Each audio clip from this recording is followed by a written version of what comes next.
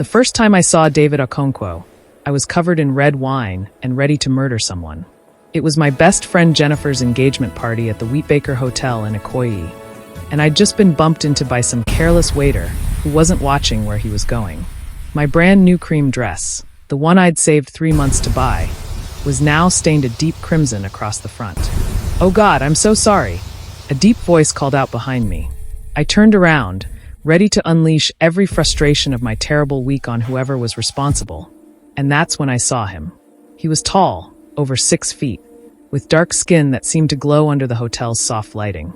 His eyes were warm brown, almost amber in certain lights, and right now they were wide with genuine distress as he looked at my ruined dress.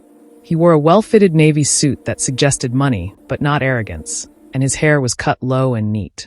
"I wasn't looking where I was going," he continued, pulling out a handkerchief from his pocket. "I was trying to catch up with someone, and Here, let me help." He started dabbing at the wine stain, his large hands surprisingly gentle, and I felt something shift in my chest. This close, I could smell his cologne, something woody and expensive, and see the small scar above his left eyebrow that only added character to his handsome face. "It's fine," I heard myself saying, though it definitely wasn't fine. "That dress cost me 45,000 naira. These things happen." "No, it's not fine. I ruined your dress." He looked up at me, and our eyes met properly for the first time. Something electric passed between us. I know that sounds like something from a Nollywood movie, but I felt it. I saw it register in his eyes too. "I'm David." "Maya," I replied softly. "Maya," he repeated, like he was testing how my name felt in his mouth. "That's beautiful. Listen, please let me make this right.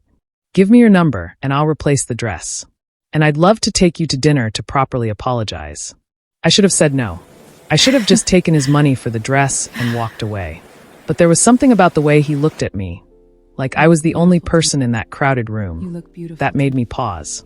"I don't usually give my number to men who assault me with beverages," I said, trying to keep my tone light. He laughed, and it was warm and genuine. "I promise I'm normally much more coordinated. Though if that's what it takes to meet someone like you, I might start bumping into people more often." I felt my lips curve into a smile despite myself. That's a terrible pickup strategy. Is it working though? Against my better judgment, I found myself laughing. Maybe a little. That's how it started. With a ruined dress, a charming smile, and a feeling in my gut that this man was going to change my life. I just didn't know then how right I was, or how much pain that change would bring. David called me the next morning. Not the usual 3-day waiting game that most Lagos men played, but the very next day at 10 a.m. "I hope I'm not calling too early," he said when I picked up. I was lying in bed in my small self-contained apartment in Yaba, still in my pajamas, scrolling through Instagram and trying not to think about how attracted I'd been to the wine-spilling stranger from last night. "I've been up since 6, I replied. "Some of us have to work on Saturdays." "What do you do?" "I'm a graphics designer. Freelance mostly, but I work part-time at a marketing agency in Victoria Island." "You?" "I'm in tech. I run a software development company with my best friend. We do custom applications for businesses." He paused. "Listen about that dress. I meant what I said. Send me a photo and I'll replace it." "You don't have to." "I want to. And I want to take you to dinner. Tonight, if you're free." I bit my lip, torn between the practical Maya who knew better than to rush into anything and the part of me that had been thinking about his smile all night. "I barely know you," I said. "That's the point of dinner. To get to know each other." His voice was warm, persuasive. "Come on, Maya. Let me make up for ruining your dress. One dinner. If you hate it, you never have to see me again. And if I don't hate it, then maybe you'll let me take you out again." I found myself smiling at my phone like a teenager. "Okay, one dinner. Perfect. I'll pick you up at 7. Send me your address." After we hung up, I sat there for a moment, my heart beating faster than it should. Jennifer had been trying to set me up with people for months, insisting that I needed to get back out there after my last relationship ended badly.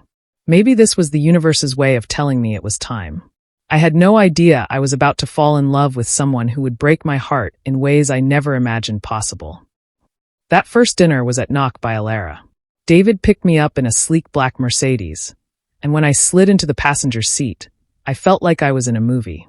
He'd made reservations at one of the trendiest restaurants in Lagos, and as we sat across from each other in the beautifully designed space, I found myself relaxing in a way I hadn't in years. "Tell me about yourself," he said after we'd ordered. "And I want the real story, not the edited for first date version." I laughed. That's a dangerous request. I like danger. So I told him about growing up in Benin City as the middle child of 5, always feeling a bit lost in the chaos of a large family. About moving to Lagos 4 years ago with dreams of making it as a designer, only to discover that making it in Lagos meant grinding every single day just to keep your head above water. About my tiny apartment that I loved despite its quirks. About Jennifer, who'd been my friend since university. About my mother who called every Sunday to ask when I was getting married. "And what do you tell her?" David asked, his eyes intent on mine. "That I'm waiting for the right person." "Any prospects?" I felt my cheeks warm. "I'm sitting across from one, aren't I?" His smile could have lit up all of Lagos. "I was hoping you'd say that." He told me his story too. Born and raised in Lagos, the only son of a wealthy family who expected him to join the family real estate business. Instead, he disappointed them by studying computer science and starting his own company. "They've mostly forgiven me now that the company is doing well," he said with a wry smile. "Nigerian parents, they stay angry until you start making money, then suddenly they're proud of you." "How well is doing well?" He named a figure that made my eyes widen. His company had just closed a major contract with a multinational corporation. "That's wow. That's incredible, David." He shrugged, but I could see the pride in his eyes. "We've worked hard. My partner Marcus and I started this from my parents' garage 5 years ago. There were months where we couldn't pay ourselves, where we thought we'd have to give up and get regular jobs. But we pushed through. That must have been scary. Terrifying, he admitted. But also exhilarating. Building something from nothing. There's no feeling like it. We talked for hours. About our dreams, our fears, our favorite books and movies. He loved sci-fi films and Afrobeat music. I loved murder mysteries and old Nollywood classics. We both hated Lagos traffic with a passion, both loved suya with extra pepper, both wanted to travel the world someday. By the time he dropped me off at my apartment, it was almost midnight and my cheeks hurt from smiling. "Can I see you again?" he asked, walking me to my door. "I thought you said if I hated dinner, I'd never have to see you again? And did you hate it?" I looked up at him, at the way the security light cast shadows across his handsome face, at the hope and nervousness in his eyes. "No," I said softly. "I didn't hate it." He stepped closer, and I could feel the heat radiating from his body. "Good. Because I really want to kiss you right now, Maya." My breath caught. "Then why don't you?" He cupped my face with his large, warm hands, and when his lips met mine, I felt it all the way down to my toes. It was soft at first, tentative, asking permission. I granted it by pressing closer, my hands sliding up to his chest, feeling his heart racing beneath my palms. The kiss deepened, grew more urgent. His tongue swept into my mouth, and I tasted the wine we'd had with dinner, tasted something uniquely him. One of his hands moved to the small of my back, pulling me flush against him, and I could feel every hard plane of his body against my softer curves. When we finally pulled apart, we were both breathing hard. "Wow," I whispered. "Yeah," he agreed, resting his forehead against mine. "Wow, that was the beginning of us. And for 6 beautiful, perfect months, I thought I'd found my forever." Falling in love with David was like diving into warm water. Easy. Natural. Right. He called every morning to say good morning, and every night to say good night. He sent me random text messages throughout the day, funny memes, sweet thoughts, pictures of things that reminded him of me. On days when I was swamped with work, he'd show up at my office with lunch. On days when he was overwhelmed with his own responsibilities, I'd massage his shoulders while he told me about difficult clients and coding problems I didn't fully understand but listened to anyway. 3 weeks after our first date, he invited me to meet Marcus, his best friend and business partner. We met at a bar in Lekki. Marcus was shorter than David but equally handsome, with an easy smile and a quick wit that had me laughing within minutes of meeting him. "So you're the woman who's got my boy acting like a lovesick teenager," Marcus said, shaking my hand warmly. "David literally talks about you constantly." "Maya said this, Maya did that. It's nauseating, honestly." David groaned. "Marcus, please don't embarrass me. That's literally my job as your best friend," Marcus shot back. He turned to me with a conspiratorial grin. Did he tell you about the time in university when he tried to impress a girl by cooking for her and set the kitchen on fire? Marcus. Or the time he got so nervous before a date that he threw up in the parking lot? I'm going to kill you, David muttered, but he was smiling. I loved watching them together. Their friendship was built on years of shared history, inside jokes, and genuine affection. Marcus was engaged to a woman named Tund, and from the way he spoke about her, I could tell he understood what David and I were building. He's a good one, Marcus told me later when David went to get us drinks. A bit of a workaholic, terrible at remembering birthdays, and he cannot cook to save his life. But he's loyal, he's kind, and once he loves someone, he loves them completely. Don't break his heart, okay? I won't, I promised, meaning it with every fiber of my being. If only David had made me the same promise. 2 months into our relationship, David took me to meet his parents. Their house in Ikoyi was massive, the kind of wealth that made my little apartment feel like a closet. His mother, Mrs. Patricia Okonkwo, was elegant and intimidating in equal measure. She looked me over with sharp eyes when we arrived, taking in my modest dress and simple jewelry. "So you're the girl my son won't stop talking about," she said, her voice neutral. "Yes, Ma," I replied, suddenly feeling like I was back in primary school. His father was warmer, a tall man who'd clearly passed his height to David. He shook my hand firmly and smiled. "Welcome, my dear. Any woman who can make my son this happy is welcome in our home." Dinner was elaborate: jollof rice, fried rice, several types of meat, salad, plantains. We ate in their formal dining room with actual china and crystal glasses.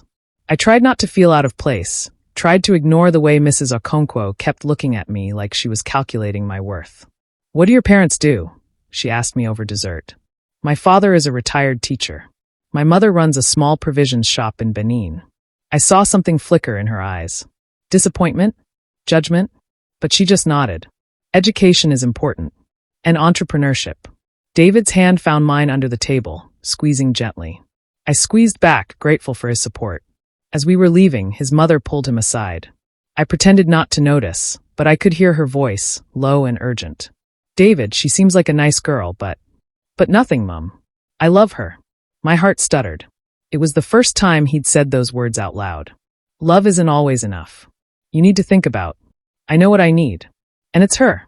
In the car on the way back to my apartment, I finally asked, "Does your mother not like me?" David sighed. "My mother doesn't think anyone is good enough for me. But she'll come around. Once she sees how happy you make me, she'll come around. You told her you love me." He pulled over to the side of the road, turning to face me in the dim interior of the car. "I do love you, Maya. I know it's only been 2 months. I know it's probably too soon to say it, but I do. I love the way you laugh at my terrible jokes. I love how passionate you get about your work. I love that you remember small details about things I've told you. I love how you make me want to be better, do better. I love you." Tears pricked my eyes. "I love you too." He kissed me then, deep and desperate, and before I knew it, we were in the back seat of his car, clothes being pulled aside, hands exploring, breaths coming fast and urgent. "Are you sure?" he whispered against my neck, his hand sliding up my thigh. "I'm sure," I breathed. Making love to David for the first time was intense and overwhelming. His hands knew exactly where to touch, how to make me gasp and arch and moan his name. He was gentle but firm, taking his time, making sure I was ready, checking in with me even as we both lost ourselves in sensation. When we finally came together, when he pushed inside me and I felt that delicious stretch and fullness, I thought, this is it. This is the man I'm going to spend my life with. Afterward, we lay tangled together in the cramped back seat, sweaty and satisfied and laughing at the absurdity of having sex in a car like teenagers. "My place next time?" I suggested. "Definitely your place next time," he agreed, kissing my forehead. We couldn't keep our hands off each other after that. He stayed over at my apartment most nights, and slowly, his things started appearing in my space.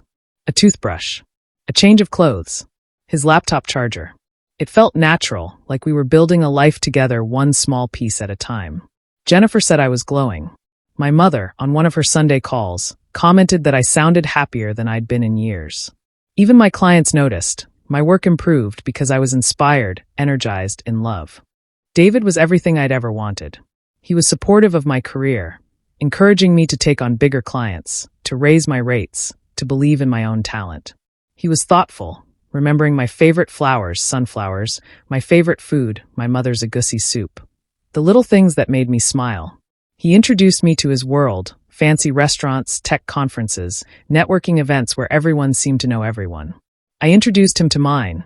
Jennifer's chaotic family dinners, cheap but delicious book of food, lazy Sunday mornings at the beach. We fit. We just fit.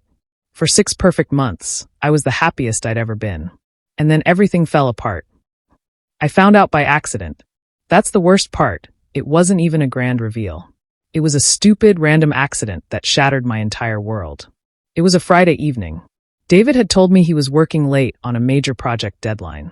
I'd been planning to spend the evening catching up on work, but Jennifer called in distress. Her fiancé had come down with terrible food poisoning, and she needed to get him to the hospital. Could I meet her there for moral support? Of course I could. That's what best friends do. The hospital was in Lekki, not far from David's office. After Jennifer's fiancé was seen by a doctor and declared okay, just a bad case of food poisoning from questionable shawarma, I decided to surprise David at his office with dinner.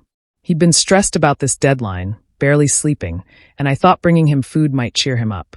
I stopped at his favorite restaurant, bought suya and fried rice, and drove to his office building. It was almost 8 p.m., the building mostly dark except for a few windows still lit. I knew the security guard. I'd been to David's office enough times, so he let me up without calling ahead. The elevator ride to the 4th floor felt longer than usual. I was mentally planning how surprised David would be, how we'd eat together in his office, how maybe I could help relieve some of his stress with my hands, my mouth. The office door was unlocked. I pushed it open, calling out, "David? Babe, I brought." The words died in my throat. David was in the office, all right. But he wasn't working. He was sitting on his desk, and there was a woman between his legs. A beautiful woman with long braids and a short skirt, her hands on his thighs, her face inches from his. They sprang apart when they heard me, but the damage was done. I'd seen everything. The intimate positioning. Her hands on him. The guilty look on his face. "Maya," David started, jumping up from the desk. "Who is she?" My voice didn't sound like my own. It was cold, distant. "Nobody. She's Maya, it's not what it looks like." The woman, I noticed now she was young, maybe 23 or 24, grabbed her purse and hurried toward the door. "I should go," she muttered. "Don't," I said sharply. "I want to know who you are. Since you feel comfortable enough to have your hands all over my boyfriend." She looked at David, uncertain. "Her name is Blessing," David said quietly. "She's an intern at the company." An intern. A girl probably fresh out of university, young and beautiful, and apparently willing to hook up with her boss. "How long?" I asked. "Maya, please, let's talk about this." "How long?" David ran his hands over his face. 2 weeks. It's only been 2 weeks, and nothing really happened, I swear. Nothing happened? I laughed, but there was no humor in it. "I just walked in on her with her hands on you, David. I know how it looks, but we were just talking. She was getting a little too close, and I was about to push her away when you walked in." "Stop lying," I shouted. The bag of food fell from my hands, containers spilling open on the floor. "Just stop lying to me." Blessing used that moment to slip out the door. Smart girl. David and I stood there, staring at each other across his office, across the ruins of everything we'd built. "Tell me the truth," I said, fighting to keep my voice steady. "All of it." He sank into his desk chair, looking defeated. "We kissed. Once. Last week. It was late, we were working together, and it just happened. I swear to God, Maya, it meant nothing. It was a stupid mistake, and I regretted it immediately. And tonight? What was tonight? She's been coming on to me. I told her it was a mistake, that I have a girlfriend I love, but she kept pushing. Tonight she followed me into my office and you let her. I was going to tell her to leave. I was going to make it clear that nothing could happen between us. But then you walked in and I saw my boyfriend in a compromising position with another woman. I felt tears streaming down my face, but I didn't bother wiping them away. Do you have any idea how this feels, David? Do you have any fucking idea? I'm sorry." He stood up, tried to come toward me, but I held up a hand to stop him. "Maya, I'm so sorry. It was the stupidest thing I've ever done. You have to believe me, I love you. Only you. This thing with Blessing, it was nothing, it meant nothing. It means everything." I was shouting now, all the hurt and betrayal pouring out. It means you threw away what we had for some girl who's barely an adult. It means I wasn't enough for you. It means every time you told me you were working late, I'm going to wonder if you were really working or if you were with her. You are enough. You're more than enough. I fucked up, I know I did, but please don't let this destroy us. We can work through this. I'll do anything, Maya. Anything. I stood there, looking at him. This man I loved, this man I'd been planning a future with. And I felt something crack inside my chest. I need to go, I whispered. Please don't leave. Let's talk about this. I need to go, I repeated, and I turned and walked out of his office, down the elevator, past the confused security guard, to my car. I don't remember driving home. I don't remember anything except the feeling of my heart breaking with every beat. The next few days were a blur of pain. I called in sick to work. I ignored David's calls and texts. There were hundreds of them. I cried until I had no tears left, then cried some more. Jennifer came over with ice cream and wine and held me while I sobbed. Men are trash, she said fiercely. Complete and utter trash. I thought he was different, I said. I really thought he was different. They're all the same, babe. They see something new and shiny, and they forget about what they have at home. It was only 2 weeks. He said they only kissed once. Maybe I'm overreacting. Jennifer pulled back to look at me. Maya, no. Do not do that. Do not minimize what he did. He betrayed your trust. He cheated on you. And who knows if he's telling the truth about it only being 2 weeks or just kissing. Cheaters lie. That's what they do. But I love him. I know you do, sweetie. But love isn't enough when someone disrespects you like this. I knew she was right. But knowing something and accepting it are two different things. David showed up at my apartment on Sunday. I'd been expecting it. He'd texted saying he was coming over, that we needed to talk, that he wasn't going to give up on us. I almost didn't let him in. But part of me, the part that still loved him desperately, needed to hear what he had to say. He looked terrible. His eyes were red-rimmed, his clothes rumpled. He looked like he'd slept as little as I had. Thank you for seeing me, he said when I opened the door. I didn't respond, just stepped aside to let him in. We sat on my small couch, maintaining careful distance between us. The silence stretched, heavy and uncomfortable. I ended it, David finally said. I fired Blessing. She doesn't work for the company anymore. You fired her? David, I don't care if it's illegal or inappropriate or whatever. I don't want her anywhere near me. I don't want there to be any chance of this happening again. He turned to face me, and I could see the desperation in his eyes. Maya, I love you. I love you more than I've ever loved anyone. What I did was unforgivable, I know that. But I'm begging you, please give me a chance to make this right. Please don't give up on us. How can I trust you again? I asked, my voice breaking. Every time you're late from work, every time you text someone, every time you even look at another woman, how am I supposed to trust you? I'll earn it back. However long it takes, I'll earn your trust back. I'll be completely transparent. You can check my phone whenever you want. You can know my schedule. I'll do whatever it takes. That's not a relationship, David. That's surveillance. Then tell me what you need. Tell me what I need to do to fix this. I looked at him, really looked at him. At the man I loved, the man who'd made me happier than I'd ever been. The man who'd also broken my heart into 1,000 pieces. I don't know if you can fix this, I whispered. Can you try? Can we try? And here's the thing about love. It makes you do stupid things. It makes you ignore red flags and warning signs. It makes you believe in second chances, even when your brain is screaming at you to walk away. Okay, I heard myself say. We can try. The relief on his face was palpable. He reached for me, and I let him pull me into his arms. I let him hold me while I cried again, while he murmured apologies and promises into my hair. We tried. God, we tried. For the next year, David was perfect. He was attentive, loving, transparent about everything. He included me in his work life more, made sure I knew his schedule, called when he was going to be late. He took me on surprise trips, bought me thoughtful gifts, made love to me like he was afraid I'd disappear if he stopped touching me. Slowly, painfully, I began to trust him again. The hurt didn't go away completely. I don't think that kind of hurt ever fully heals, but it faded to a dull ache instead of a sharp pain. We moved in together. A beautiful apartment in Victoria Island, paid for mostly by David, but furnished by both of us. It felt like a fresh start, like we were building something new from the ashes of what had burned down. Marcus warned me. I'll never forget that conversation. We were at a barbecue at his house, and while David and Marcus's fiancée were inside getting drinks, Marcus turned to me with serious eyes. "Are you sure about this?" he asked. "Moving in together?" "Yeah," I said, confused by his tone. "Why wouldn't I be?" "Because my boy fucked up badly, and I'm not convinced he's really dealt with why he did it. He made a mistake. People make mistakes."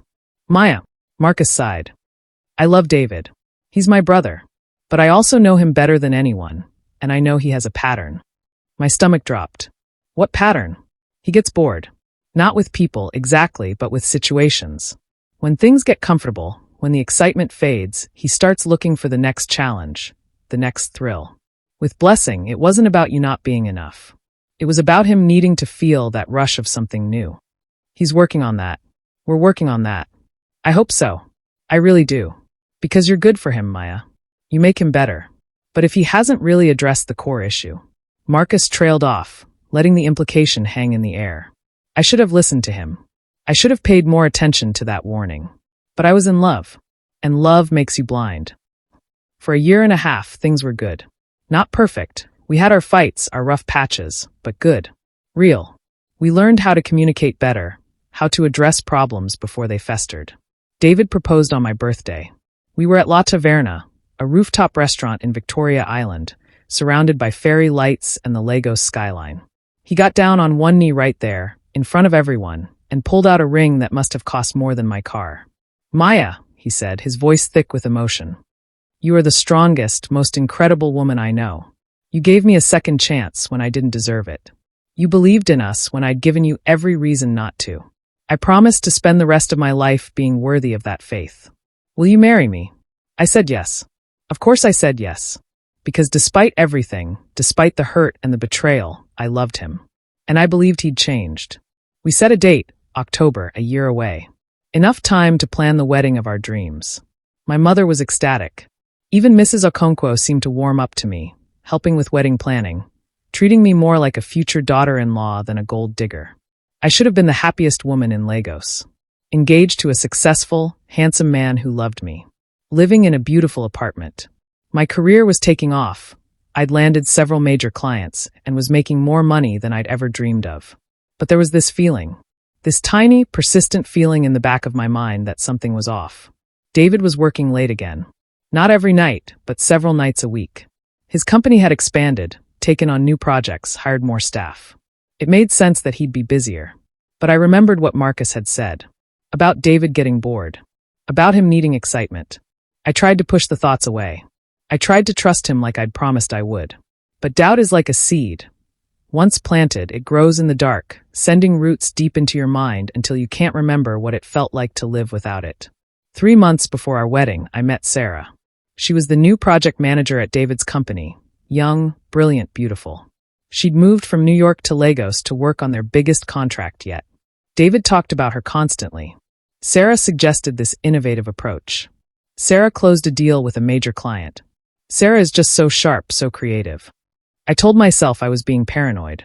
I told myself I was projecting my old fears onto a new situation. But the way David's face lit up when he talked about Sarah reminded me painfully of how he used to talk about his work in those early days. With passion, with excitement, with that spark that had dimmed over the years of routine. I met her at the company Christmas party. She was everything I'd feared, gorgeous, confident, charming. She shook my hand warmly and complimented my dress. And the whole time I wanted to scream because I could see it. I could see the way David looked at her when he thought I wasn't watching. The same way he'd looked at me 2 years ago. "She seems nice," I said to David on the way home from the party. "She is. She's a great addition to the team. You talk about her a lot." "Do I?" He seemed genuinely surprised. "I guess it's because we're working closely on this project. But hey, just 3 more months until this deal closes. Then we'll have more time together before the wedding." 3 more months. I could survive 3 more months of late nights and talk about Sarah's brilliance. And then we'd be married, and things would be different. I was such a fool. 2 months before the wedding, I came home early from a client meeting. The meeting had been canceled at the last minute, and instead of going to my office, I decided to surprise David with lunch at home. Our apartment was quiet when I let myself in. David's car was in the parking garage, so I knew he was home. Maybe he'd come back for something he forgot, or maybe he was feeling sick. "David," I called out. No response. I walked toward our bedroom, and that's when I heard it. A woman's laugh. Low and intimate. My heart stopped. My feet stopped. Everything stopped. I stood outside our bedroom door, our bedroom, and I heard my fiancé's voice low and warm. "You're incredible, you know that? You're not so bad yourself." Sarah's voice. It was definitely Sarah's voice. I should have burst in right then. I should have confronted them immediately. But I stood there, frozen, as my world collapsed around me for the second time. "We should probably get back to work," David said. "Probably. But I'm comfortable here." "Sarah, I know. This is complicated. But I can't help how I feel about you, David." There was a pause. A long, terrible pause. "I feel it too," David finally said. "God help me, I feel it too." That's when I walked in. They were on our bed fully clothed, thank God, but sitting close, too close. His laptop was open between them, work documents visible, but their body language told a different story. Her hand was on his arm. His eyes were locked on hers with an intensity that made me want to vomit. They sprang apart when they saw me. "Maya," David shot up from the bed. I held up a hand. My voice, when I spoke, was eerily calm. "Get out." "Maya, let me explain," David started. "I'm talking to her." I kept my eyes on Sarah. "Get out of my house." Sarah grabbed her bag and basically ran past me. Smart girl. Again, the door slammed behind her, and then it was just David and me, staring at each other across our bedroom. "We were just working," he started. "Don't." My voice was still calm, but I could feel something dangerous building inside me. "Don't you dare insult me by lying right now." "Okay." He took a breath. "Okay. You're right. I'm sorry. But Maya, nothing physical has happened. I swear to you, nothing has happened. You told her you have feelings for her." Yes. But I haven't acted on them." "I wouldn't. You already have." The scream ripped out of me. "You brought her into our home. Into our bedroom. You emotionally cheated on me, again. 2 months before our wedding." I know, and I'm sorry, I'm so fucking sorry." "Why?" I was crying now, hot tears of rage and betrayal streaming down my face. "Why wasn't I enough? Why do you keep doing this to me? You are enough. This isn't about you." "Then what is it about, David?" "Because from where I'm standing, it looks like you have a pattern of finding new, exciting women and forgetting about the one who actually loves you." He sank onto the bed, his head in his hands. I don't know why I do this. Every time things get comfortable, stable, I start feeling trapped. And then someone new comes along and makes me feel alive again. And I know it's wrong. I know I'm destroying everything good in my life, but I can't seem to stop myself. At least he was being honest. Finally, "You need help," I said quietly. "Professional help. Because this isn't normal, David. This is a pattern, and it's destroying people. It's destroying me. I'll get help. I'll see a therapist. I'll do whatever it takes." "Stop." I wiped my tears with the back of my hand. "Just stop. I can't do this anymore. Maya, please. I forgave you once. I gave you a second chance. And you're doing the exact same thing again. How am I supposed to believe you'll change this time? How am I supposed to marry you in 2 months knowing that the next time a beautiful, exciting woman walks into your life, you'll do this all over again?" "I won't. I swear I won't. You swore last time too." The silence that followed was deafening. "I need you to leave," I finally said. "Pack a bag. Go stay with Marcus or your parents. I need space to think. This is my apartment too. David, please. If you love me even a little bit, please just give me space." He looked at me for a long moment, and I saw everything in his eyes: regret, shame, fear, love. Then he nodded and started packing. I stood in the living room while he moved around our bedroom, listening to the sounds of my relationship falling apart for the second time. When he emerged with a duffel bag, he paused by the door. "I love you, Maya. I know I'm a fuck-up. I know I don't deserve you, but I do love you. That's real, even if nothing else is." "I know," I whispered. "That's the worst part. I know you love me. You just don't love me enough to stop hurting me." He left. The door closed behind him, and I collapsed onto the couch and cried until I couldn't breathe. Jennifer wanted to kill him. Actually physically harm him. "Give me his address," she said when she came over that night. "I'm going to go cut off his dick and feed it to the neighborhood dogs." Despite everything, I almost laughed. Violence isn't the answer. It is absolutely the answer. Maya, he did it again. After everything you went through, after you forgave him, after you agreed to marry him. He did it again. I know. So why do you look like you're thinking about forgiving him again? Was I? I didn't know. My mind was a mess of conflicting emotions. Anger. Betrayal. Love. Hope. Despair. He said nothing physical happened. I said quietly. And you believe him? I don't know. Maya. Jennifer sat next to me, taking my hands in hers. Listen to me very carefully. Emotional cheating is still cheating. And honestly, I think it's worse. Because it means he's not just physically attracted to someone else, he's actually connecting with them, forming a bond, replacing you emotionally. That's so much worse than a drunken one-night stand. He said he'd get help. Therapy. He should have gotten therapy after the first time. The fact that he's only offering now, after being caught again, tells you everything you need to know. But what if he really changes this time? What if therapy actually helps? Jennifer looked at me with such sadness in her eyes. Babe, you can't set yourself on fire to keep him warm. You can't sacrifice your mental health, your self-respect, your peace of mind on the hope that maybe this time he'll be different. That's not love. That's self-destruction. I knew she was right. Deep down, I knew. But love, even wounded, broken love, is hard to kill. David called and texted constantly over the next few days. I ignored most of it, but I did read the messages. Long paragraphs about how sorry he was, how he'd already booked an appointment with a therapist, how he'd ended all professional contact with Sarah, she'd been transferred to a different project, how he'd do anything to make this right. I stayed in our apartment, surrounded by wedding plans. Invitation designs on the coffee table. A seating chart pinned to the wall. My wedding dress hanging in the closet, still in its protective bag, still waiting to be altered. 2 months. I was supposed to marry this man in 2 months. I called my mother. I hadn't told her what happened, hadn't told anyone except Jennifer. But I needed to hear her voice. Maya, my darling, she said warmly. How is the wedding planning?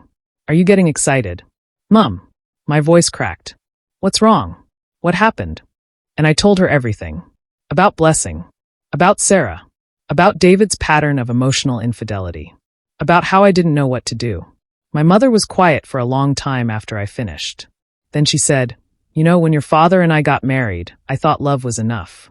I thought if 2 people loved each other, they could overcome anything. And you were wrong? No. But I learned that love has to be backed up by action, by respect, by commitment. Your father loves me, yes. But more importantly, he respects me. He has never, in 35 years of marriage, given me reason to doubt his faithfulness. That's not because he's perfect. He's far from it. But it's because he understands that love is a choice you make every single day, not just a feeling. You think I should leave him. I think you already know what you should do. I think you're calling me hoping I'll give you permission to do it. She was right. I did know. I'd known from the moment I heard David tell Sarah he had feelings for her. Some mistakes deserve second chances. But not third ones. I love him, Mum, I whispered. I know, my darling. But sometimes loving someone means loving yourself more. I agreed to meet David a week later. Neutral territory, a quiet cafe in Lekki. He was already there when I arrived, looking haggard and anxious. Thank you for meeting me, he said as I sat down. I'm not here to get back together, I said immediately. I just want to talk. To get closure. Pain flashed across his face. Maya, let me finish. I took a breath. I've spent the last week thinking about us. About our relationship, about the patterns, about what I want for my future. And I realized something. I've been so focused on trying to make this work, on trying to be enough for you, that I've forgotten to ask myself if you're enough for me. What do you mean? I mean, you're not a bad person, David. But you're a person who hurts the people who love you. Maybe not intentionally, but you do. And I can't spend my life wondering when the next Sarah will come along. I can't marry you in 2 months knowing that our marriage has an expiration date. It doesn't have to. Yes, it does. Because you haven't done the work to change. You said you'd get therapy, and that's great. You should definitely do that. But you should do it for yourself, not as a bargaining chip to get me back. He was quiet, staring at his untouched coffee. I forgave you once because I believed people could change, I continued. I wanted to believe that our love was strong enough to overcome anything. But I was wrong. Love isn't enough when one person keeps breaking the other's trust. So that's it. His voice was rough. We're just done. We're done. What about the wedding? All the plans, the deposits. I'll handle canceling everything. You can keep the apartment if you want. I'll move back to my old place or find somewhere new. And the ring. I pulled it off my finger and set it on the table between us. You should keep this too. Maybe give it to someone who you can actually be faithful to. Maya, please. There were tears in his eyes now. Please don't do this. I know I fucked up. I know I don't deserve another chance, but I'm begging you. I can't lose you. You already did. You lost me the moment you brought Sarah into our bedroom. Into our home. Into our relationship. I stood up. David grabbed my hand. I love you, he said desperately. I love you so much. I know you do. In your own broken way, you love me. But David, your love hurts. And I can't let it hurt me anymore. I pulled my hand from his and walked out of the cafe. He didn't follow me. Maybe he finally understood it was really over. I cried in my car for 20 minutes before driving away. But mixed in with the grief and the pain was something else. Something lighter. Relief. Canceling a wedding is humiliating. Explaining to vendors why you need your deposits back, calling guests to tell them the wedding is off, returning gifts that had already started arriving. It was all a special kind of torture. But Jennifer was there for every phone call, every awkward conversation. So was my mother, who flew to Lagos to stay with me for a few weeks. You did the right thing, she kept telling me. I'm proud of you. I moved out of the Victoria Island apartment and into a new place in Yaba. Smaller, cheaper, but mine. Entirely mine. I threw myself into work, taking on new clients, pushing myself creatively. The pain was still there. Grief doesn't just disappear, but it was manageable. David tried to reach out a few times in the weeks following our breakup. Texts checking in on me, asking how I was doing, telling me he'd started therapy and was learning a lot about himself. I didn't respond. What was there to say? Marcus called me once. I'm sorry, he said. I should have warned you more strongly. I knew David had issues, and I should have been more direct about it. It's not your fault, Marcus. We all made our own choices. Still, you deserved better. You deserve better. Thank you. How is he? Honestly? Not great. But he's working on himself, I think. Really working on it this time.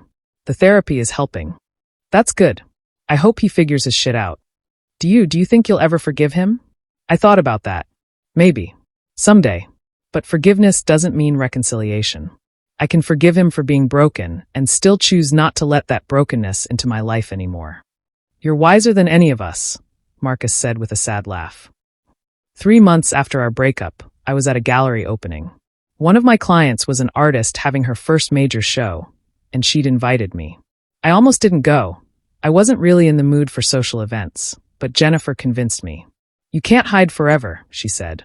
Put on a cute dress, drink some free wine, look at some art. Live a little. So I went. And that's where I met James. He was looking at the same painting I was, an abstract piece full of vibrant colors and chaotic energy. We stood side by side in comfortable silence for a moment before he spoke. What do you think it means? He asked. I glanced at him. Tall, dark-skinned, with kind eyes and an easy smile. Handsome, but in a different way than David. Less polished, more genuine. I think it means whatever we need it to mean, I replied. He laughed. That's either very deep or very wishy-washy. I can't decide which. Maybe both. I'm James, he said, extending his hand. Maya. We talked for the rest of the evening. He was a civil engineer, working on infrastructure projects around Lagos. He'd traveled all over Nigeria for work, had stories about villages I'd never heard of, roads that didn't exist on maps, bridges built over impossible terrain. He was interesting. And more importantly, he was interested in my work, my thoughts, my opinions.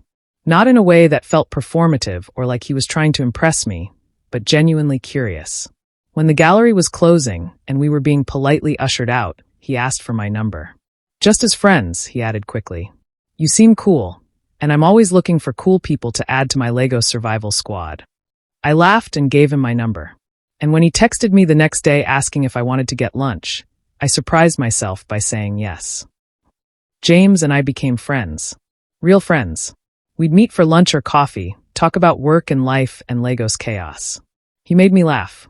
He listened when I needed to vent. He didn't push for more, didn't make everything about romantic potential. It was refreshing. Jennifer was suspicious. No man just wants to be friends with a woman as beautiful as you, she said. Maybe he does. Maybe not all men are secretly just waiting for an opening. Or maybe he's playing the long game. Being patient. Earning your trust. And would that be such a bad thing? She paused. No. I guess not. As long as he's genuine about it. 6 months after David and I broke up, James finally made his move. We were at the beach, Bar Beach, despite its reputation for being slightly dodgy.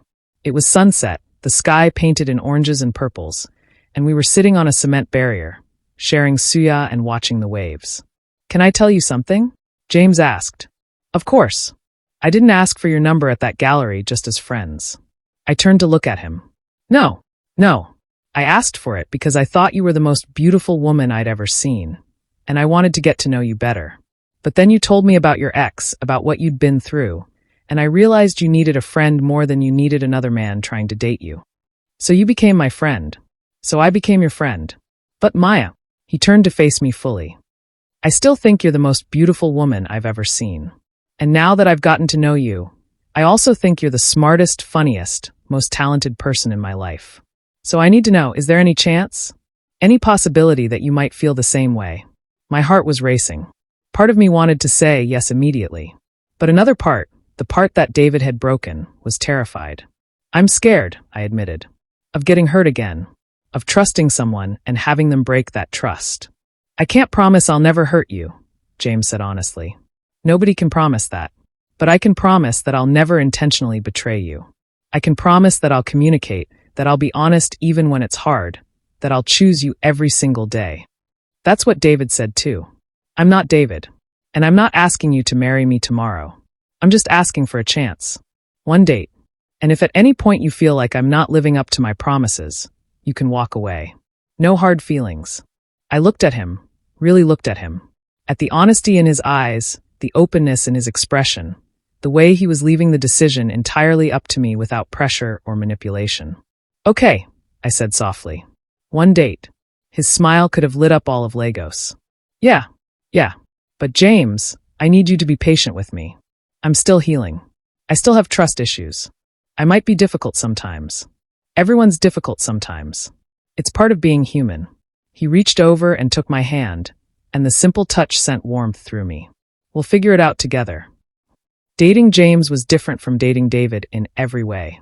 Where David had been intense and passionate from the start, James was steady and patient. Where David had swept me off my feet with grand gestures, James showed his care through small, consistent actions. Remembering my coffee order.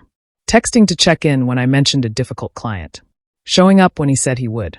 It shouldn't have been revolutionary. But after David, basic reliability felt like a miracle. We took things slow. Our first kiss happened 3 weeks into dating, after a movie night at his place. It was soft and sweet, and made my toes curl in the best way.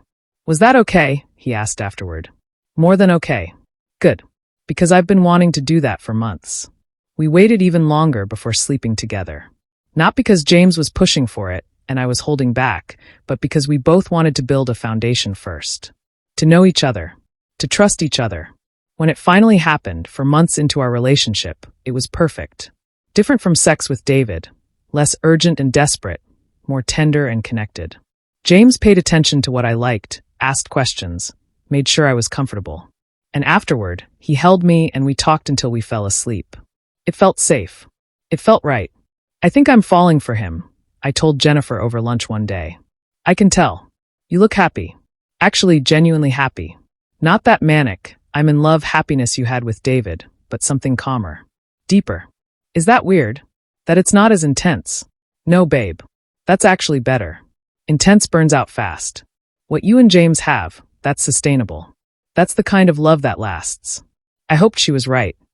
I ran into David a year after our breakup. I was at a tech conference. One of my clients wanted me to attend to network and maybe pick up new business. I was getting coffee during a break when I heard his voice. Maya. I turned, and there he was. He looked different, thinner, with circles under his eyes, but also somehow lighter. Like he'd put down a heavy burden. Hi, David. Hi. We stood there awkwardly for a moment. You look good. Really good. Thanks. You look different. Yeah. I've been working on myself. Therapy, like I said I would. Really digging into why I do the things I do. That's good. I'm glad. I heard you're seeing someone. James, right? Marcus mentioned it. Of course Marcus mentioned it. Yeah, we've been together almost a year now. Is he good to you? The question surprised me. Yes. Very good. Good. That's good. You deserve someone who treats you right. He paused. I'm sorry, Maya. I know I said it before, but I'm truly sorry for everything I put you through. You were the best thing that ever happened to me, and I destroyed it because I was too broken to appreciate what I had. I appreciate you saying that. Have you forgiven me? I thought about it. Really thought about it. Yeah, I have. Not because what you did was okay, it wasn't, but because holding on to anger and resentment was only hurting me. So I forgave you for my own peace of mind. He smiled sadly. You always were the bigger person. We're all just trying to do our best, David. Sometimes we fail. Sometimes we hurt people. The important thing is learning from it. I'm trying to learn. It's hard, but I'm trying. Good luck with that. I mean it. Thanks. And Maya? I hope he makes you happy. Really happy. The way I never could. We said goodbye, and I walked away feeling lighter than I had in months. Closure. That's what that was. Real, actual closure. James and I got engaged after 2 years of dating. It was nothing like David's proposal. No fancy restaurant, no crowd of onlookers. Just the two of us at his parents' house in Ibadan, after a family dinner, sitting on their back porch under the stars. I love you, Maya, he said. I love your strength, your creativity, your kindness. I love how you make me laugh, how you challenge me to be better, how you see the world. I want to spend my life with you. Will you marry me? I said yes. Of course I said yes. We set a date, a small ceremony, just close friends and family. Nothing elaborate or stressful. Just us committing to each other, surrounded by people we loved. The wedding was 3 months away when James's job sent him to Abuja for a 6-week project. It was terrible timing, but the money was good, and it was an important project for his company. I'll fly back every weekend, he promised. And we'll video call every night. It'll fly by. He was mostly right. The time passed quickly, and he kept his promises about staying in touch. But I missed him. Missed his presence, his touch, his steady reliability. 2 weeks before the wedding, James came back to Lagos a few days early. He wanted to surprise me, so he didn't tell me he was coming. He used his key to let himself into my apartment. Our apartment, really, since he'd basically moved in months ago. And that's when everything fell apart. I wasn't alone. David was there. Now, before you jump to conclusions, let me explain. David had reached out to me 2 months earlier. Not a romantic overture, a business one. His company had landed a major contract, and they needed a rebrand, new marketing materials, the works. It was a huge project, the kind that could take my freelance career to the next level. And he wanted to hire me for it. I almost said no. Working with an ex seemed like a terrible idea. But Jennifer, surprisingly, encouraged me to take it. It's been 2 years, babe. You're engaged to someone else. David seems to have his shit together. And this project could be huge for your career. Don't let old ghosts hold you back from new opportunities. So I took the job. Working with David was fine. Professional.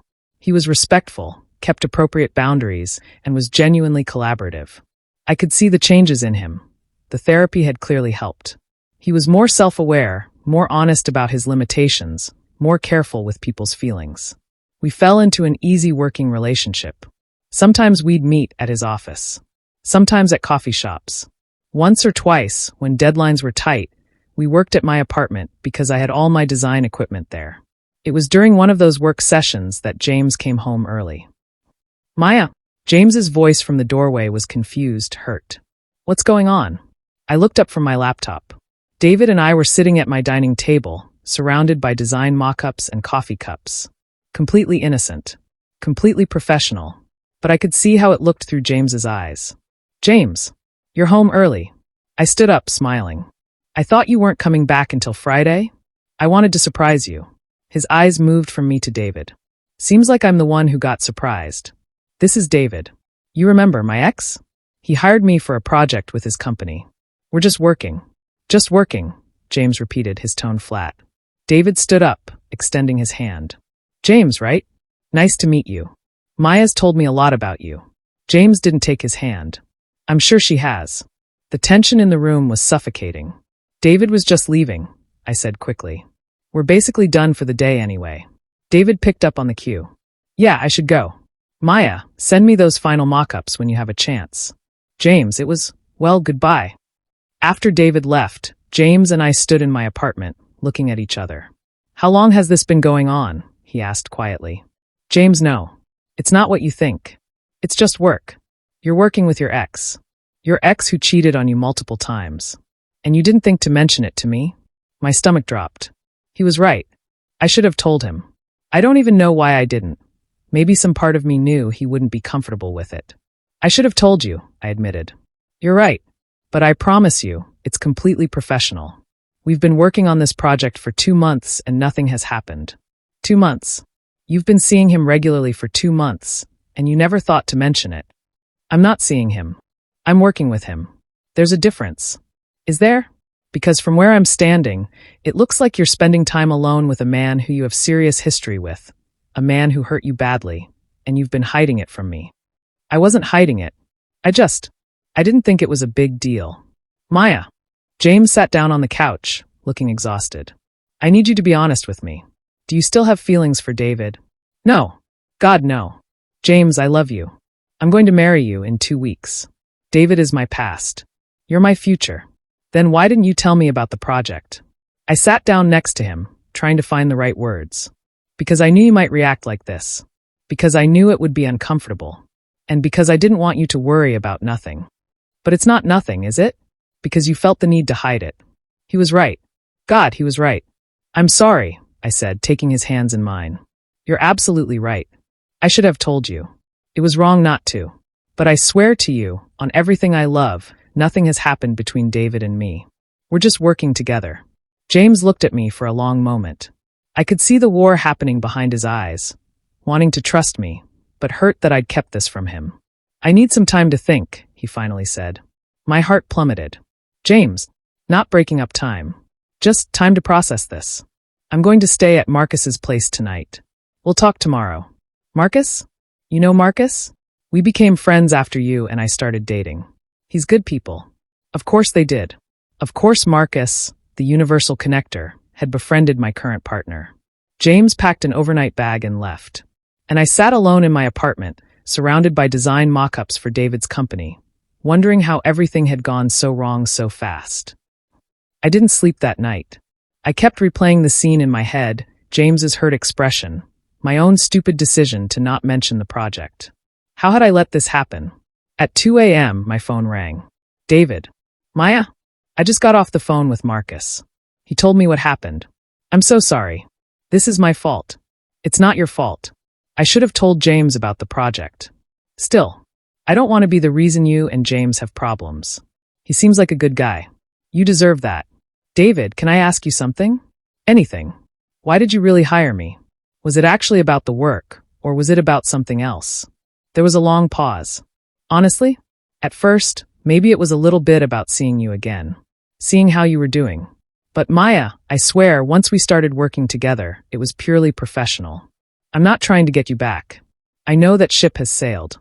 I'm actually seeing someone now, a woman I met in therapy. It's new, but it's good. That's great, David. I'm happy for you. So you don't need to worry about me having ulterior motives. And for what it's worth, I think you should marry James. He's good for you. He's what I couldn't be. After we hung up, I felt slightly better. But I still needed to fix things with James. James came back the next afternoon.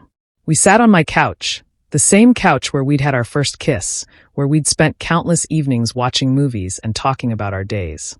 I talked to Marcus, James said. And to David, actually. He called me this morning. He did.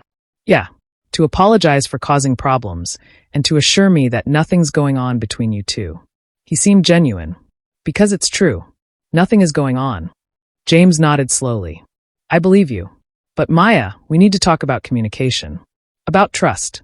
Because if we're going to get married, we need to be able to tell each other things, even uncomfortable things. You're right. I was wrong not to tell you.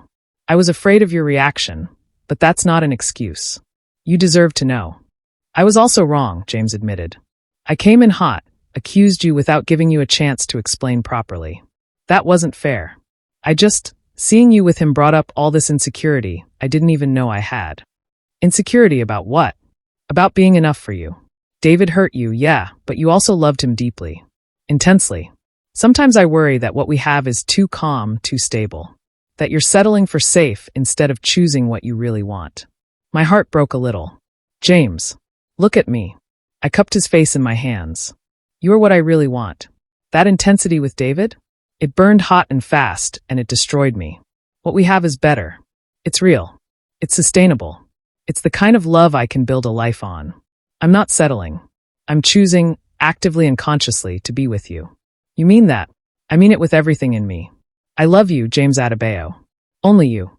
He kissed me then, deep and passionate and a little desperate. And when we pulled apart, there were tears in both our eyes. I love you too, he whispered. So much. I'm sorry I doubted us. I'm sorry I gave you reason to. We decided together that I would finish the project with David. I'd signed a contract and I wouldn't back out on my professional commitments, but that I'd be transparent with James about every meeting, every interaction. And James would work on his insecurities and trust issues. It wasn't perfect, but it was honest. And sometimes honest is all you need. The wedding was beautiful. Small, intimate, perfect.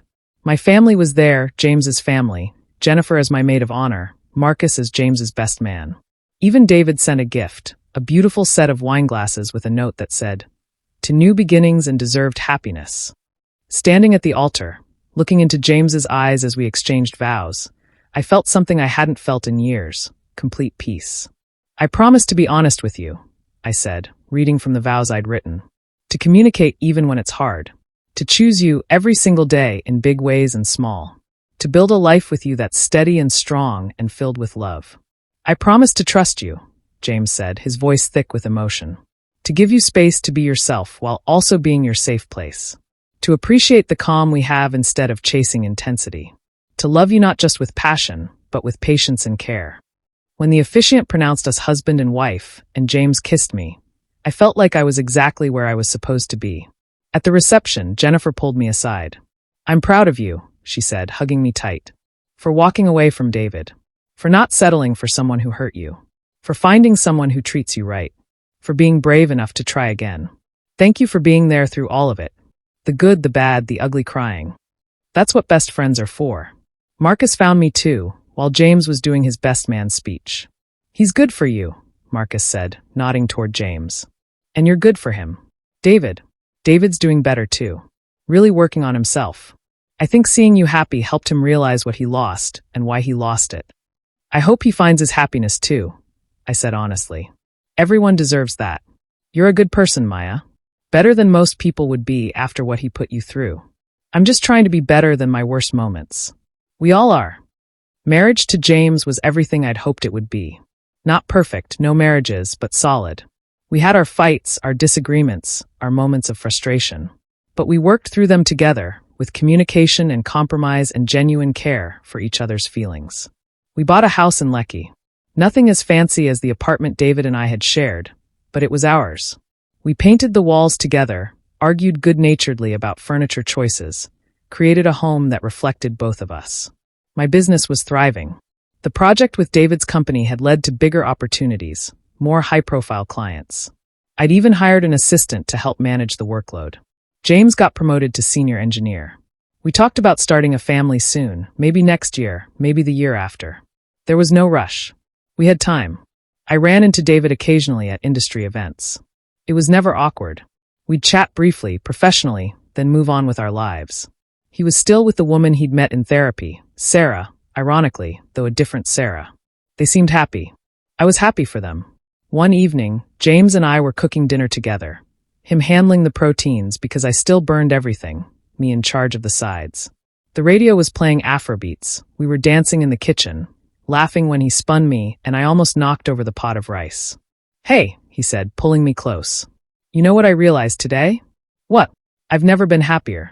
Like, in my entire life, right now with you in this kitchen making slightly burned chicken. This is the happiest I've ever been.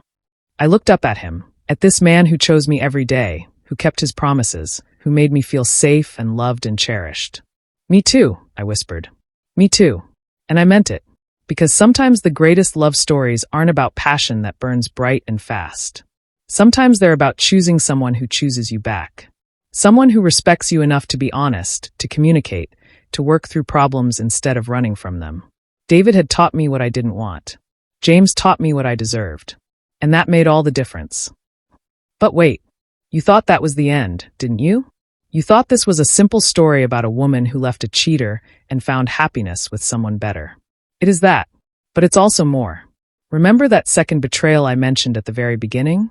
When I was standing in the doorway watching David pack. That wasn't about David and Sarah. That was years in the past. The second betrayal happened 3 years into my marriage to James. I came home early from a client meeting. The meeting had been rescheduled. The client's kid was sick. Could we push to next week? I'd said of course, and decided to surprise James with lunch. Our house was quiet when I walked in. James's car was in the driveway, but he wasn't downstairs. Maybe he was working in the home office. I headed upstairs, carrying the takeout bags from his favorite restaurant. And that's when I heard it. His voice, low and intimate, coming from our bedroom. I know. It's complicated. But I can't stop thinking about you. My blood went cold. My feet stopped moving. Maya doesn't understand me the way you do, James continued. She's great, she's wonderful, but there's something missing. Something I feel when I'm with you. I stood frozen in the hallway. This couldn't be happening. Not James. Not the man I'd trusted. The man who'd promised to be different. The man who'd been my safe place after David destroyed me. I need to see you again soon, James said. Tomorrow? Can you make it tomorrow? That's when I pushed open the bedroom door. James was on the bed, laptop open in front of him. His face went pale when he saw me. Maya, I thought you were. Who are you talking to? My voice was surprisingly steady. I can explain. Who are you talking to? James turned the laptop so I could see the screen.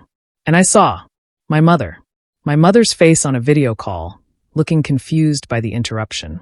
Maya, she said. Darling, what's wrong? James and I were just... What? I looked between James and my mother's face on the screen, completely lost. What's going on? James closed the laptop. Surprise, he said weakly. James, what the hell is happening? Your mother and I have been planning a surprise for you. For our anniversary next month. But I realize now that what you just heard sounded really bad. My legs felt weak. I sat on the bed. A surprise. Your mother's been helping me plan a trip to Benin City, so you can see your whole family. And I've been working with your siblings to arrange a whole thing. I wanted it to be perfect, so there's been a lot of phone calls and sneaking around and... He paused. Oh God, you thought I was cheating on you. The relief was so overwhelming I started crying. Then laughing. Then crying again. I'm so sorry, James said, pulling me into his arms. I should have been more careful about what I said. I didn't think. You said there was something missing. That I don't understand you. I was talking about how you don't understand why I'm so obsessed with making this surprise perfect. Your mom kept telling me to relax, that you'd love anything I planned, but I wanted it to be special. That's what I meant by you not understanding. You don't understand my perfectionist anxiety about this trip. I laughed through my tears. You absolute idiot. You scared me half to death. I'm so sorry. He kissed my forehead, my cheeks, my lips. I love you.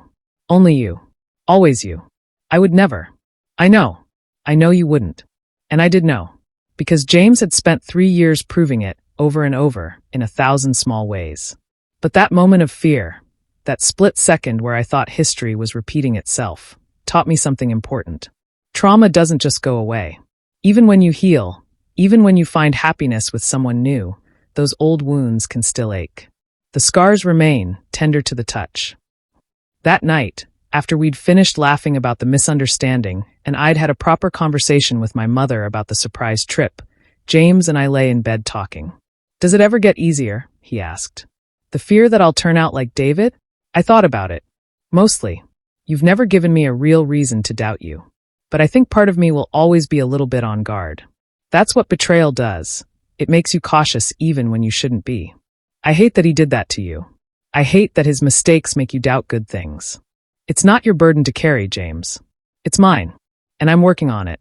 But I need you to know that those moments of fear, they're not about you.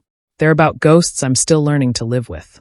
I can live with ghosts as long as I get to live with you too, he said softly. That's when I knew with absolute certainty that I'd made the right choice. Not just in leaving David, but in giving love another chance with James. In being brave enough to trust again, even when it was scary. So what's the moral of this story? What did I learn from loving David, losing David, and finding James? I learned that forgiveness is powerful, but it doesn't always mean reconciliation. I learned that some people are broken in ways that all the love in the world can't fix, and that's not your responsibility to fix them. I learned that second chances are beautiful, but third chances are usually just denial. I learned that the intensity of a relationship doesn't determine its quality. That calm and steady can be more valuable than passionate and volatile. That real love shows up in consistent actions, not just grand gestures. I learned that betrayal changes you, leaves marks that don't fully heal, but that doesn't mean you're broken beyond repair. You just learn to carry those scars differently, to honor them without letting them control you. I learned that communication is everything. That hiding things, even small things, even things you think are harmless, erodes trust in ways you don't realize until it's too late. Most importantly, I learned that you teach people how to treat you. When I forgave David the first time without real consequences, without requiring actual change, I taught him that his behavior was acceptable, that he could hurt me and I'd still be there. With James, I set different standards from the beginning, and he rose to meet them. David messaged me last week. Just a simple text. I saw your business was featured in that magazine. Congratulations. You deserve all the success. I showed it to James. Not because I had to, but because I wanted to. Because we don't hide things, even small things. You gonna respond? He asked. Yeah. A simple thank you. Is that okay? Maya, you don't need my permission to be polite to your ex. I trust you. And that right there? That's the difference. That's everything. I texted David back. Thank you. I hope you're well. He responded. I am. Really well. Getting married next year, actually. To Sarah, the therapy Sarah, not the work Sarah. Funny how life works out. Congratulations, I wrote back. And I meant it. Because here's the thing, you can forgive someone, wish them well, and still choose to keep them out of your life. Those things aren't mutually exclusive. David needed to lose me to understand what he'd had. He needed to hit rock bottom to finally get help. And while I'm glad he's doing better, I'm also glad I'm not the one dealing with his growth process. I did my time in that relationship. I gave my second chance. And when it wasn't enough, I had the strength to walk away. That's the real victory.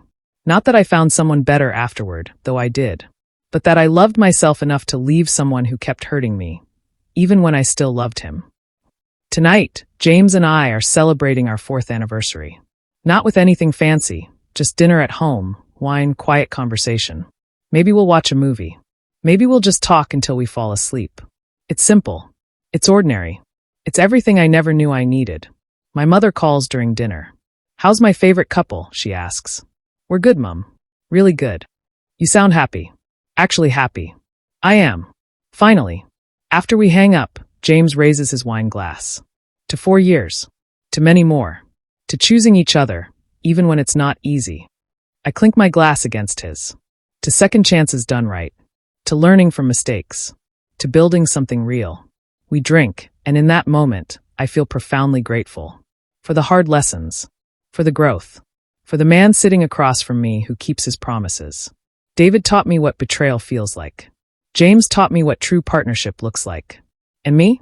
I taught myself that I'm strong enough to walk away from what hurts me and brave enough to try again when something better comes along. So if you're reading this, if you're in a relationship where someone keeps breaking your trust, listen. You don't owe anyone a third chance. You don't have to light yourself on fire to keep someone else warm. And walking away from someone you love because they keep hurting you isn't giving up. It's choosing yourself. It's the hardest thing you'll ever do. But God, it's worth it. Trust me. I know. Sometimes the best love story isn't about the person you fought for. It's about the person you didn't have to fight to keep. David was my lesson. James is my reward. And I'm finally free. So what did you think? Did this story hit you where it hurts? Did you see yourself in Maya, in David, in James? Have you been through something similar? Drop a comment and let me know. I watched till the end. And if this story spoke to you, if it made you feel something, hit that like button and subscribe because I've got more stories like this coming your way. Stories about love, loss, betrayal, and finding yourself again. Stories that remind you that you're not alone in your struggles. That we're all just trying to figure this thing called life out, one heartbreak at a time. Until next time, remember, you deserve someone who chooses you. Every single day. Without hesitation. Don't settle for less. End. Merry Christmas and a prosperous New Year ahead. Kisses.